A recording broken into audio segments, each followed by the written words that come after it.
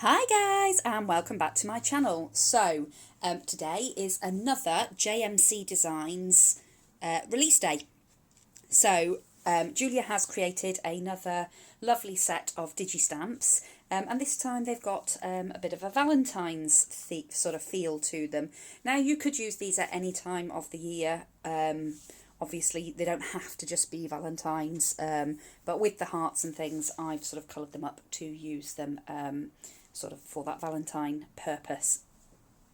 Now I will leave all of the links to Julia's channel in the description box below, and the links to the Etsy shop where you can purchase these stamps.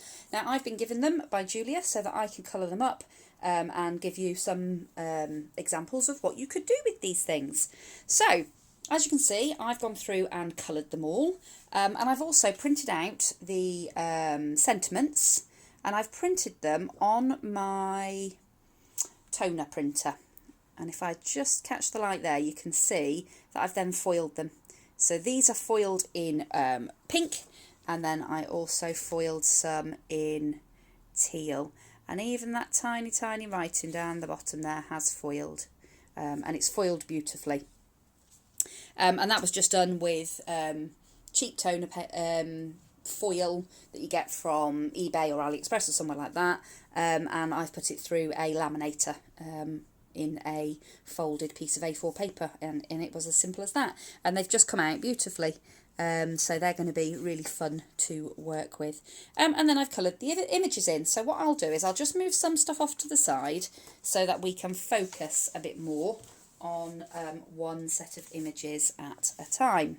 So if I just bring us in a little bit. I've got a new camera app and it's much more sensitive than the old one. That'll do. Okay, so what you can see here is that I've coloured these two lovely ladies in. So we've got Betty Bell and Lottie Love. And I've obviously, opted for colour schemes to go along with the pattern papers and things that I think I'm going to use.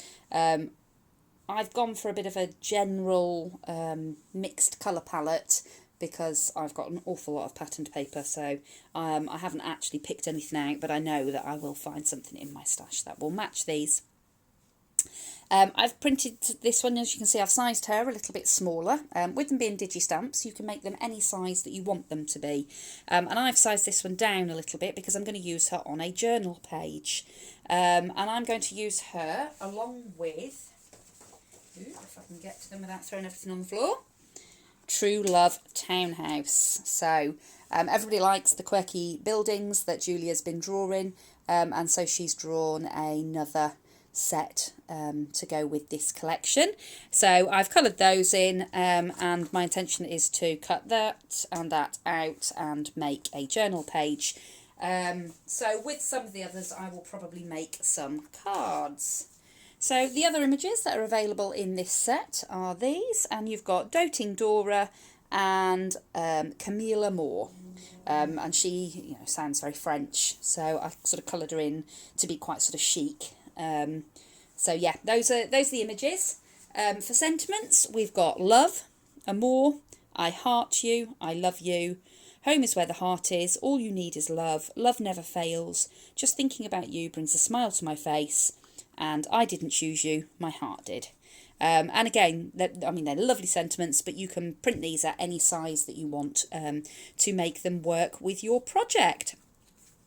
So, as I say, these are available, the digi stamps are available from Julia's shop, so I will leave a link to her channel.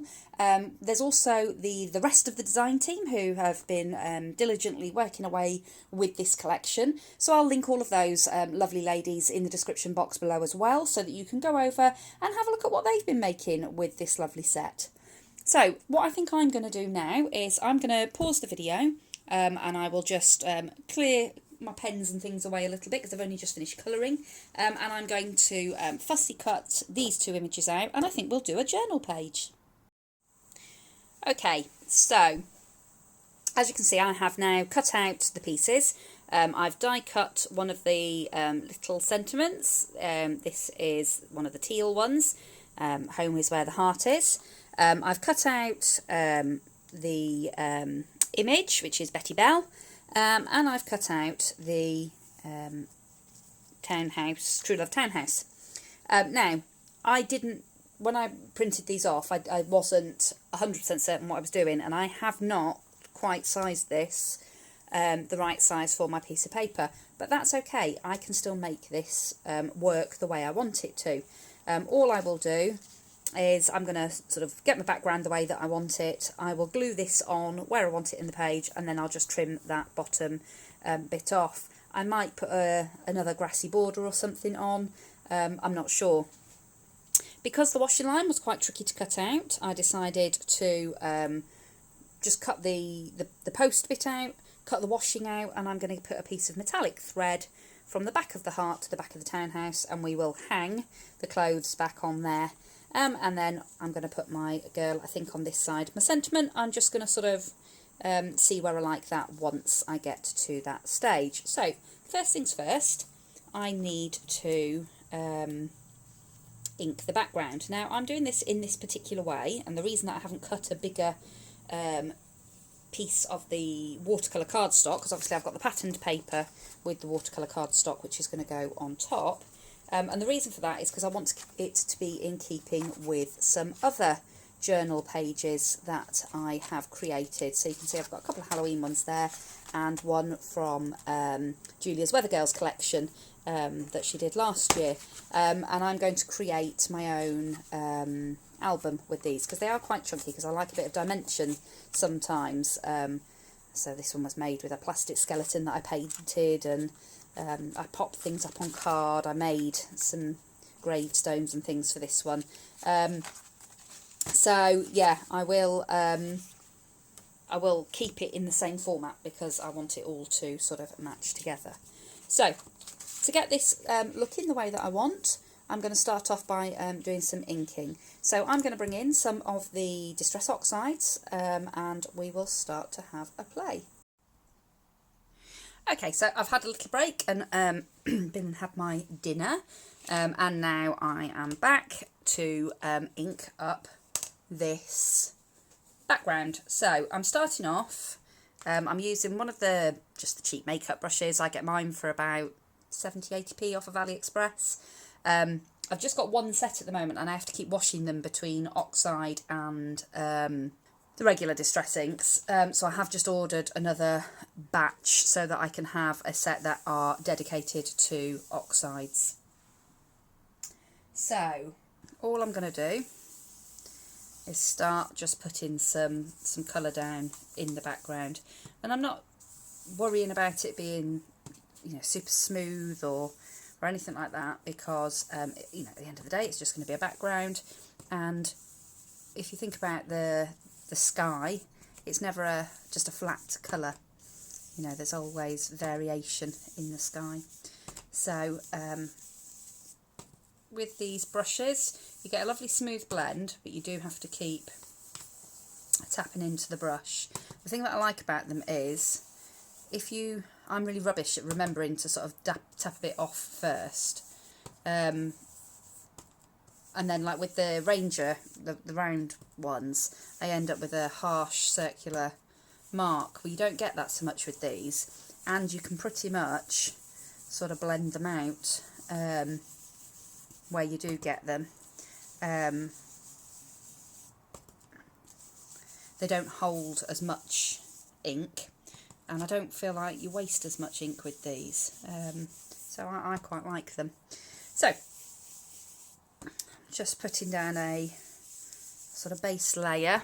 Now I think I'm going to pretty much want to do the whole thing because of how this is going to end up sitting on the background. You're going to still see quite a lot of it in between sort of the houses and the girl figure.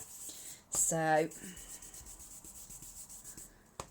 I'm just doing this on cheap watercolour. It's you get a pack for about £5 from Hobbycraft. I think it's about 50 sheets. It's really, really cheap. Not great for watercolouring, but it's quite a nice sturdy paper for things like this, which is sort of why I bought it. Now, I don't tend to clean the brush between ink pads. I just take the worst of it off, and I try to have a brush for each colour family. So this is obviously the brush for the blue colour family. That's a really lovely vibrant blue, that one. So this is, I think, is this Blue Lagoon? Mermaid Lagoon. So just bring some of that in. Now obviously I don't want to colour up or cover up all of what I've just done with the tumble glass. So I'm just going to stay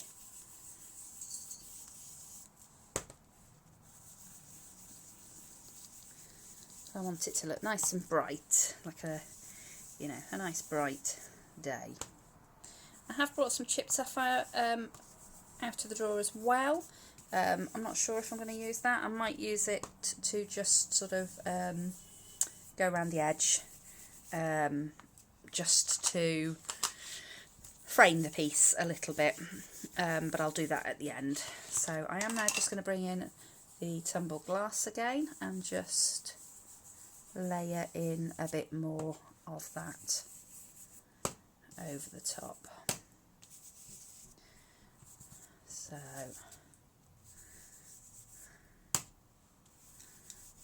there we go.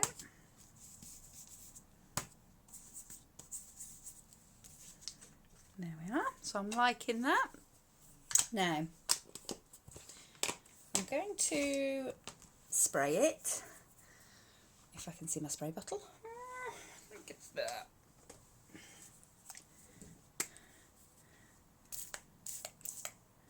So I've given it a sort of all over spritz, and I'm just going to give that a moment. Grab a piece of kitchen roll. Just give that a moment to react, and then lift off the excess.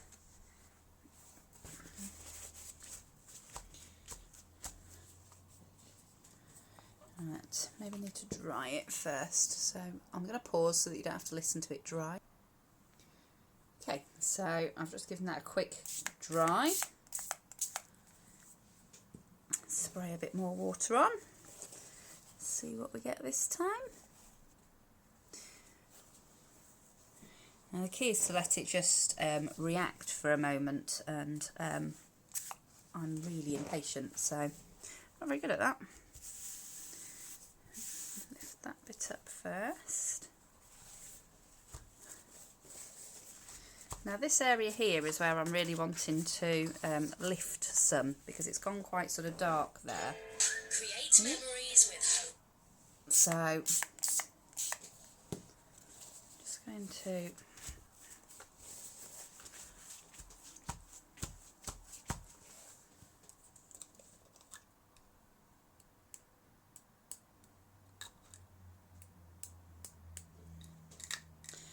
the thing with taking the nozzle out and tapping the water on is that you've got a little bit more control over where your water ends up, and you do get a slightly different effect because you get some bigger splotches, which can be quite nice because it sort of varies the look a little bit on the background. That's better.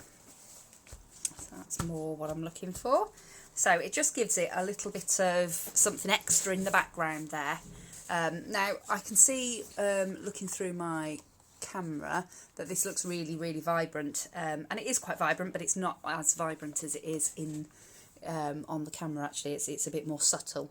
So I'm going to pause again because I'm just going to give it another quick dry. Okay, so that's nice and dry. So now I'm going to start sort of offering things up and seeing how I like it. I will pop some elements up. I'm not sure which elements I want popping up yet. Now, the sky and her dress and her little hat are all very similar colours. So I will, when I've decided where I'm going to put her, I will probably try and lighten the background a little bit around where she's going to stand, just so that you've got a little bit more of a contrast between the two.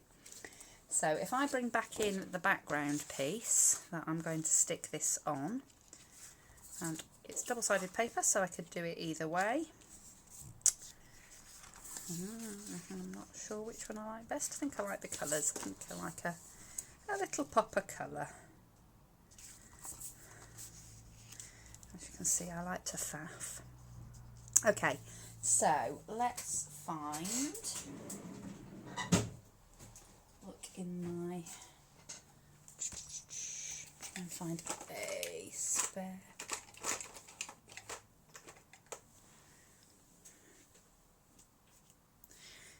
So I've got a little finger dobber, and I'm just going to use that to ink around the edges with the chipped sapphire a little bit. And this is just, like I say, just to sort of frame this piece a little bit.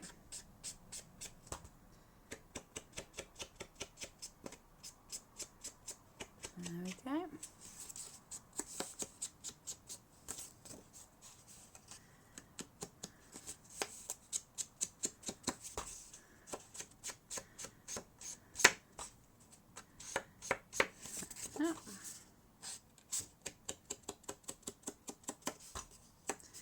And all I want to do is try and draw the eye in, because obviously I'm mounting it on a busy background paper, lots of colours in background paper, which is really nice, and I like that contrast between sort of plainer, more simple background and the busy background paper, but obviously you know, I want people to look at the bit that I'm aiming for them to look at.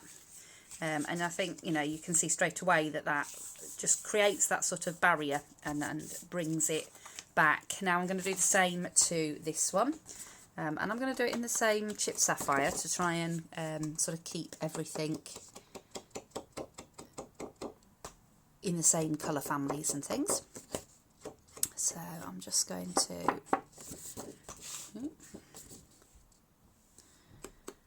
So all I'm doing is just flicking the distress ink just slightly on that edge.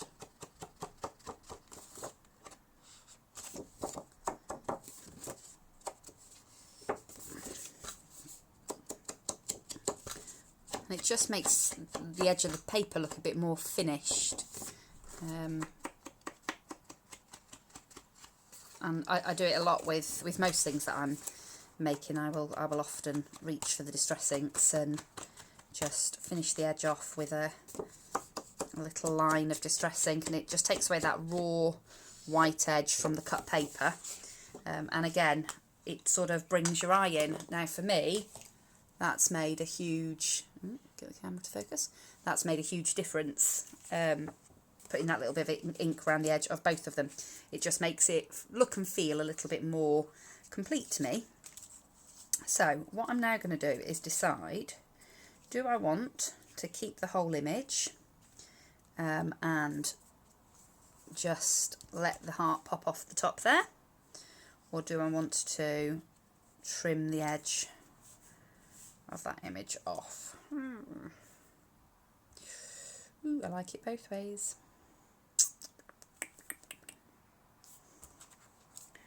And then, yeah, I think I'm going to, she says, not really knowing what she's going to do. Okay, so I switched on my hot glue gun and just let that heat up, and then what I've done is glued some cardboard onto the back to lift it up a little bit, and I've also glued on just this little bit of copper embroidery thread that I'd got just hanging around from another project, and I thought that would be cute to hang the clothes from. So what I'm going to do is I think I'm going to stick this on this side, and then she's going to stand just here where the grass is, and then we'll put the sentiment in somewhere. We'll work it out. I think first things first, what we'll do is we will glue the house down. I am going to use wet glue just because it's quite cold in the conservatory tonight and the hot glue is drying really quickly, and that's okay if you're just doing little tiny bits, but in order for me to get enough glue on all of these bits of card and sort of line it up where I want it, the glue would be dry before I got it there. So I am just going to use a bit of tacky glue.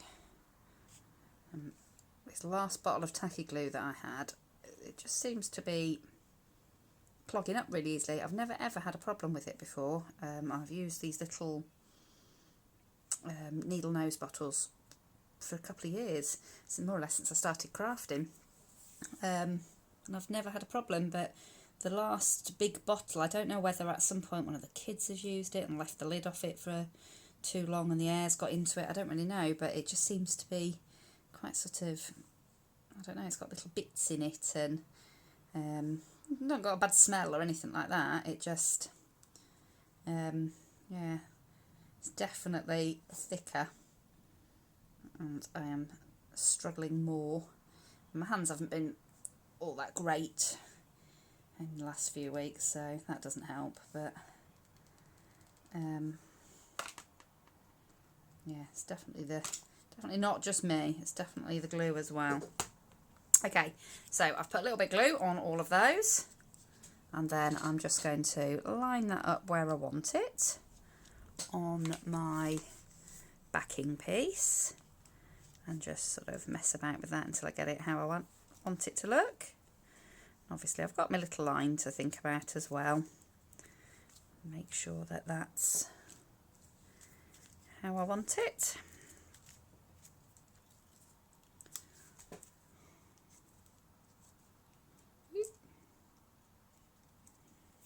There we go.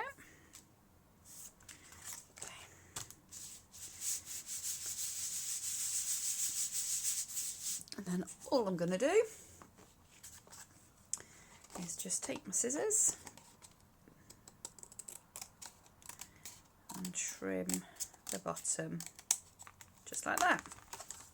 It always makes me feel guilty when I trim these bits off, because I know how hard Julia's worked to draw them, and then obviously I've taken hours to colour them, and then I cut a bit of it off. But it just works better for my project that way. So all I'm then thinking is I might die cut a piece of grass to go along the bottom. Yeah. And then we've got this lovely little lady. Now I am going to, let's have a look and see what we can do. Ooh, see my blanket over my shoulders, that's how cold it is in here today. I've got my underfloor heating on as well, and it is still really cold. But I haven't long put it on, to be fair, and it does take a while to warm up. Okay, so all I'm going to do is hold her sort of where I want her, and then just put a few sort of wet marks around where she is, and that'll just give me a bit of a reference, so when I take her away obviously I can see where those wet marks are. And all I'm going to do is just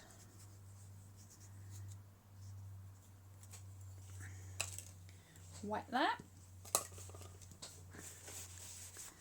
and then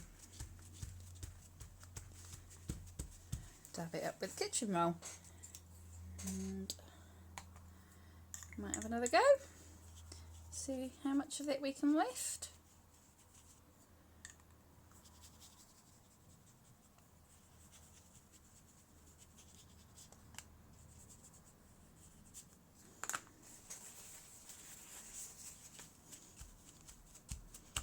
And see, I'm sort of lifting quite a lot away really.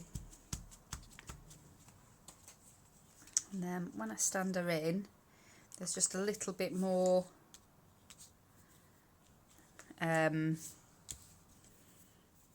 lightness around her.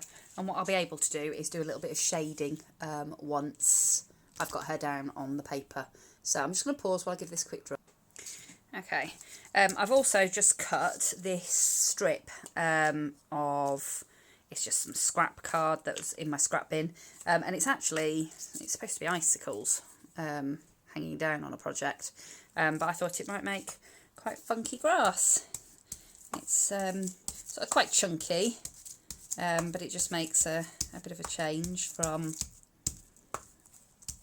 some of the other grasses. And just to make it look a bit more grass-like and less icicle, I've cut it in a sort of browny greeny cardstock. Like I say, it's just something that I had in my scrap bin. I am trying to reduce my scrap pile a little bit by, wherever possible, using things out of the scrap bin. So yeah, that's why I picked that one. And I'm just picking a couple of these, are just the original distress inks. So I've got these in the mini cubes. So that first one was peeled paint, and this one is evergreen bough. And I'm just putting, so you can see what I mean by without sort of dabbing off with these round ones, you get that quite sort of round shape, and that can be, so it's okay on something like this, but if you're trying to get a really nice smooth blended background, and a lot of that's just because I'm not very good at it and I'm really impatient, and I don't like having to wait and do things really slowly and sort of build it up. I like to just do it. So this one's Twisted Citron, and I'm just bringing this in just for a bit of the light sort of neon-y green, and then I'm just going to run that full length of the grass like that, so that just picks up all the edges of those blades of grass,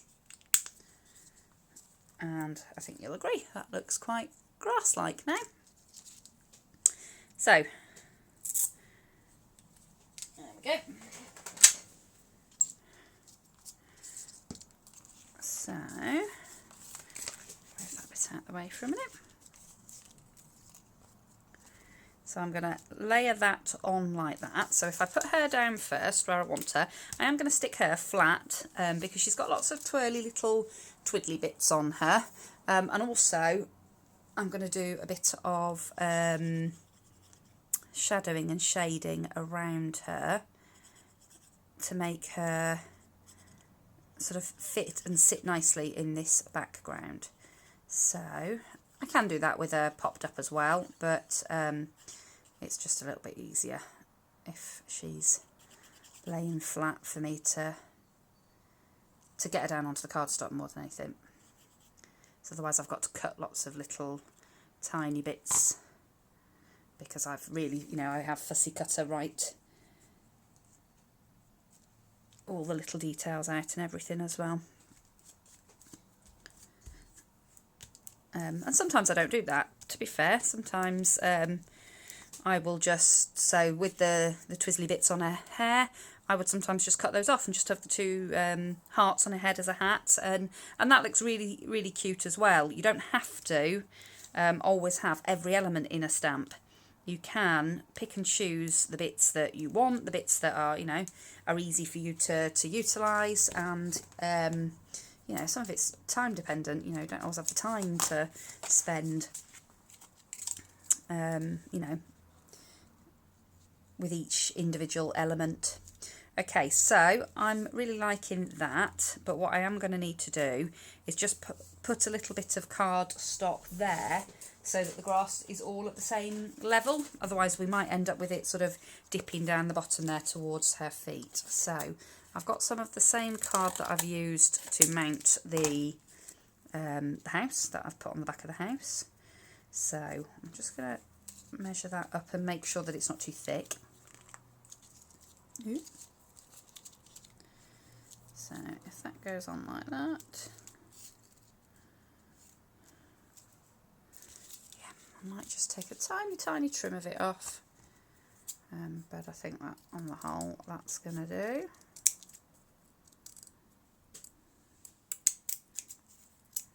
Okay, So all I'm going to do, I'm going to just trim that little bit off. You're not going to see it anyway, and it's just in the way in terms of me knowing where I need to put this strip of card.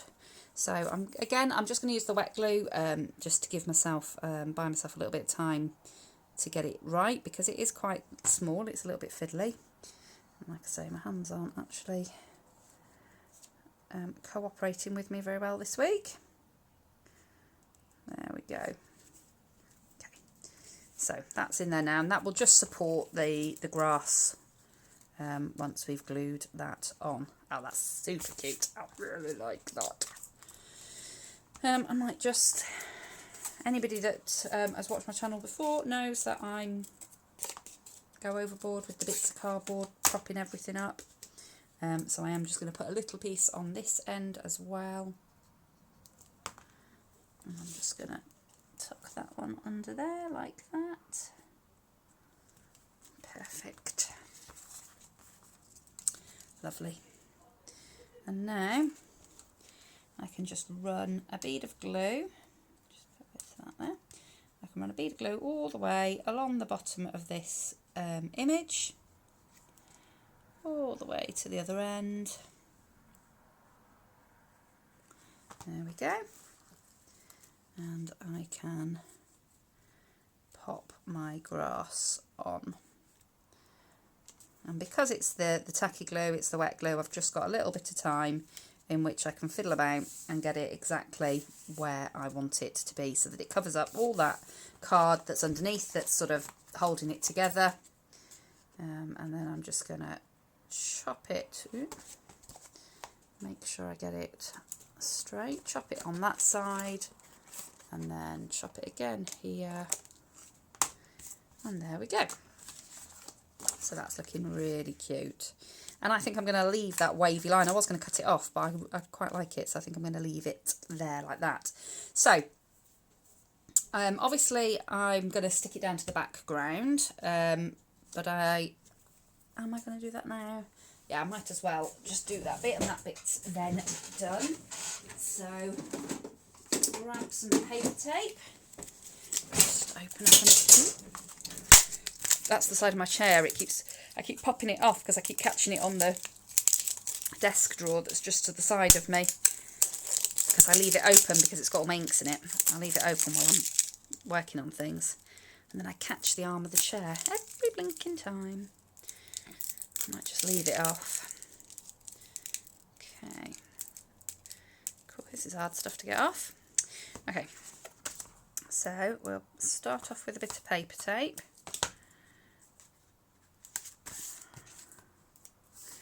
And I like putting paper tape on when I'm doing journal pages like this, because it just helps to flatten out the watercolour paper, because it has buckled a little bit where I've inked it, and then I've splashed it with water, and I've put the water on around her to try and bleach the paper out a little bit where I wanted her to be. So obviously I have put quite a bit of moisture onto the paper, and like I say, this is really cheap watercolour paper from Hobbycraft, so it's not, it's not the best of quality, so it does buckle a little bit, even though it's watercolour paper. But then I've got really expensive watercolour paper, and if you put too much moisture on it, they will buckle. At the end of the day, it's all paper, isn't it? So, right. A little bit of wet glue as well. It gives me a little bit of wiggle room, because obviously tape, once it's down, it's down. I'm just putting a little bit of the wet adhesive over the top, just gives you a few seconds to wiggle it about, but also it just makes me feel a little bit more secure that it's going to stay where I put it. Now I am going to have to just stand over this for a second, try and line it up. There we go. There she is. Okay, so I am going to, let's have a look what we've got. I've got some real brush markers. So I think what I'll do is I will start out with Let's see what this blue-grey is like. Let's get a scrap of the watercolour paper in so we can have a little look. See, that's quite dark. What's the grey like? Ooh. That's better. We'll go with that one, I think, to start with. Oh, I've got to find the things to hang off my washing line as well. Flicked them somewhere without realising I'm doing it. So all I'm going to do is just go around the edge of her, just like this, and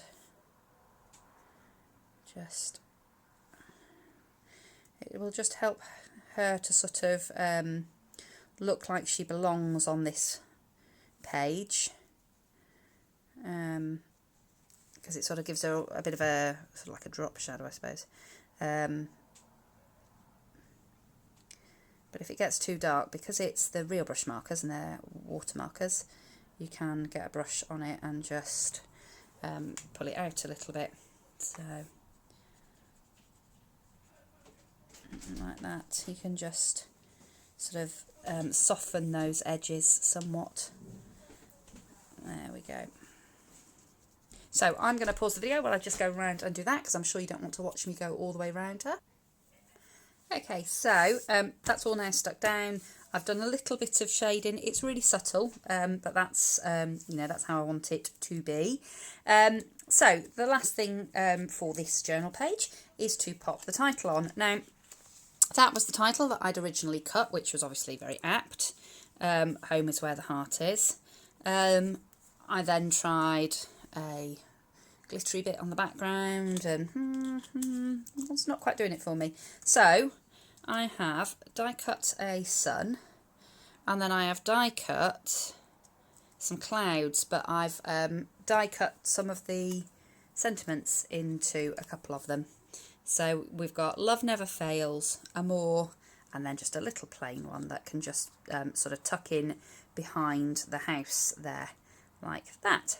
And then obviously I've got the little bit of washing to put on the line. So what I'll do is I'll just finish those last little bits up, and then we'll find the little bits of washing to hang on the line, and then I will come back and show you what I've done. Okay, so there it is finished. I managed to find a couple of the bits of clothing. I can actually see the last piece now as well. But to be fair, I think I've pulled the tree in slightly as I've put the copper wire on, so there's actually only really enough space for those two. So all that remains is for me to sign it and put today's date on.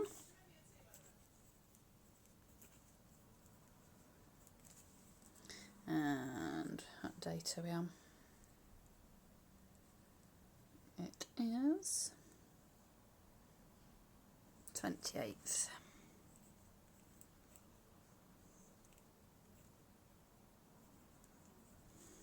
That's actually my first journal page of the year. There we go. So that's what I've created using some of Julia's digi stamps for this month's release, and I really like it, and I think that's going to go really beautifully in my journal with my other journal pages. And I will at some point, I bought I think it's called a T-punch, so it makes like a little mushroom shaped hole, and then I've got like these plastic discs, so you just slide them onto the discs, and you can get sort of bigger and smaller discs, so that if you've got quite bulky stuff like I have, it doesn't matter too much. So that's sort of a job for me to do in the next week or two, is to actually put the discs onto this, and at some point I will need to make a front cover for it. So I have got some more images, obviously, that I didn't use in creating this journal page. I've still got these three lovely ladies, and I've got some of the sentiments left. So I will endeavour to make some cards over the next few days, and once I've done that, I'll be sure to jump back on and show you how I made them. So don't forget to go down to the underneath this video box, just click on more, and you'll see the links for the other ladies that are part of the dream team, and they will be putting up some videos today along with Julia to celebrate the release of this lovely collection. So I hope that this has inspired you, and that you will go off and create something of your own. If you've enjoyed watching my video, I'd really appreciate a thumbs up, and don't forget to subscribe. You can also click the bell icon, and this means that you'll get notified each time I upload a new video. So thanks for watching, and I'll see you all again very soon. Bye for now.